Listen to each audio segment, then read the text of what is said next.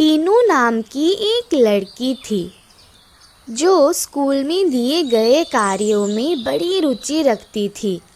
इस साल टीनू के स्कूल में गर्मी की छुट्टियां पड़ने से पहले उसकी टीचर ने सभी को विभिन्न पक्षियों के चित्र दिखाकर चिड़िया पर निबंध लिखने के लिए कहा था। सभी बच्चों को स्कूल खुलते ही निबंध टीचर को दिखाना था। पक्षियों की रंग बिरंगी किताब टीनू को बहुत पसंद थी। जब टीचर ने बताया कि उन पर निबंध लिखना है और सबसे अच्छा लिखने वाले को इनाम में वो किताब मिलेगी, तो टीनू खुश हो गई।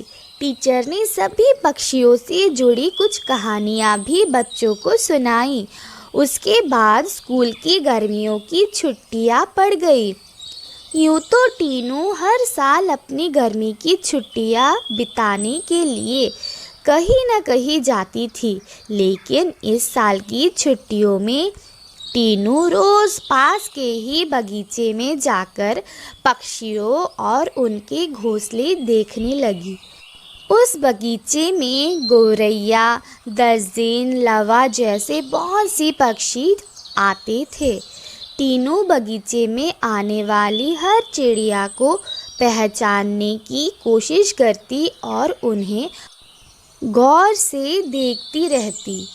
टीनू देखती थी कि हर चिड़िया एक एक घास, पत्ती, पंख आदि को जोड़कर कैसे अपना घोंसला बना रही है। उसके मन में होता था कि चिड़िया को घोंसला बनाने के लिए कितनी मेहनत करनी पड़ती है। टीनू चाहती थी कि वो किसी तरह से उन पक्षियों की मदद करे। एक दिन टीनू ने देखा कि पास के बगीचे में बदमाश लड़कों ने लवा चिड़ियों का घोंसला तोड़ दिया। टीनू को ये देखकर बहुत दुख हुआ। उसने सोचा कि क्यों ना मैं इनके लिए खुद एक दो घोंसले बना दूं, शायद ये इसका इस्तेमाल कर लेंगी। टीनू को लगा कि वो कुछ ही देर में घोंसला बनाकर तैयार कर देगी, लेकिन टीनू पूरा दिन तिनकों और दूसरी चीज़ों से चिड़िया का घोंसला बुनती रही। बड़ी मुश्किल से जब घोंसला तैयार हुआ तो घोंसले को पेड़ पर टिकाने के लिए कुछ मिला नहीं। टीनू की माँ ये सब देख रही थी। तभी टीनू ने माँ को बताया, देखिए ना माँ, मैंने चिड़िया के लिए एक घोंसला बनाया है, मगर ये उतना सुंदर नहीं है जितना चिड़िया बनाती है। मैंने सोचा था आसानी से एक सुंदर घोंसला बन जाएगा, लेकिन ऐसा नहीं हुआ। ये घोंसला अंदर से काफ़ी कठोर बन गया है। क्या आप इसे मुलायम बना देंगी? किसी तरह से टीनू की माँ ने उस घोंसले को थोड़ा ठीक किया। उसके बाद टीनू ने उस घोंसले को धागे की मदद से पेड़ पर टिका दिया। अब बगीचे में बैठकर टीनू लवा पक्षी के आने का इंतज़ार करने लगी। वो पक्षी बगीचे में आए तो, लेकिन टीनू द्वारा बनाया गया घोंसला उन्होंने इस्तेमाल नहीं किया। टीनू के साथ उसकी माँ भी बगीचे में आई थी। उसने टीनू को उदास देखकर कहा, तुम परेशान मत होना, अभी चिड़िया घोंसले पर आ जाएगी।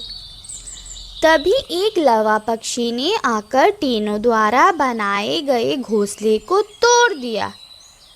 अब टीनू ने मुंह लटका लिया। तब उसे उसकी माँ ने समझाया कि तुम्हें दुखी नहीं होना चाहिए। देखो, तुम्हारे द्वारा इस्तेमाल की गई चीज़ों से ही लवा पक्षी अपने लिए घोंसला बना रही है। हो सकता है कि इन्हें दूसरों का बनाया हुआ घोंसला पसंद नहीं आता हो। दुखी मन से टीनू ने कहा, माँ, मैं अपने स्कूल के निबंध में ये सब कुछ लिखूंगी। कुछ देर बाद टीनू ने कहा, माँ, आपने देखा कि लावा पक्षी अपना घर झाड़ियों में बना रही है। जवाब में टीनू की माँ ने बोली, हाँ बेटा, मैंने सुना था कि लावा पक्षी अपना घोंसला किसी के घर के रोशनदान या पेड़ पर ही बनाते हैं। आज ये नई बात पता चली है। कुछ और दिनों बाद टीनू ने लावा पक्षियों के बारे में एक और बात जानी कि वो सीधे उड़कर अपने घोंसले में नहीं जाते। घोंसले से कुछ दूर ठहरकर इधर उधर कूदते हुए वो अपने घोंसले तक पहुंचते हैं ताकि किसी को उनके घोंसले का पता न चले। थोड़े ही दिनों में स्कूल की गर्मियों की छुट्टियां ख़त्म हो गई। टीनू ने स्कूल जाकर लावा पक्षी के बारे में लिखा और निबंध प्रतियोगिता जीत ली। इनाम में मनपसंद चिड़ियों वाली किताब मिलने पर टीनू खुश हो गई। प्रतियोगिता जीतने के बाद भी टीनू रोज चिड़ियों की चहचहाहट सुनने के लिए उस बगीचे में जाकर घंटों बैठती है, मानो उसकी चिड़ियों के साथ दोस्ती हो गई हो। चिड़िया के घोंसले की कहानी से हमें ये सीख मिलती है कि छोटी छोटी बातों पर मन दुखी नहीं करना चाहिए। साथ ही आसपास की चीज़ों पर गौर करने से हमें काफ़ी कुछ नया जानने को मिलता है।